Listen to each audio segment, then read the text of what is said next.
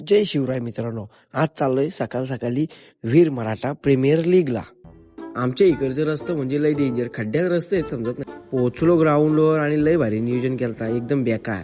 लगेचच मॅच होती म्हणून काय गार पडलेलं ना, आता गरम झालो. आता बघा बघ बॅटिंग, या दोस्तांचं डायरेक्ट VIP शीट पकडली, डेंजर. चिल्टन हायस्कूलची टीम पण आली होती, त्यांची पण एक मॅच खेळलेली झाली असती, तरी पण ते पण 10 होतं. जय दादूच फक्त दुसऱ्या टीम मध्ये होता.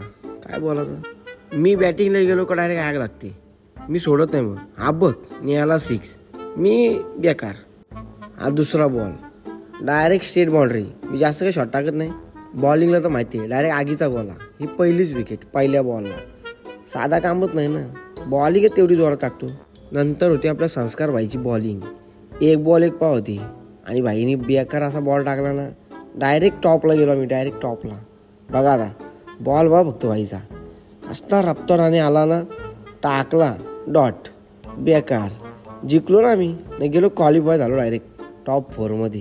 साधा कामच नाही ना आमचा यार. हो संस्कार भाईला भेटली मॅन ऑफ द मॅच. भेटू नंतरच्या पार्टमध्ये. Bye bye.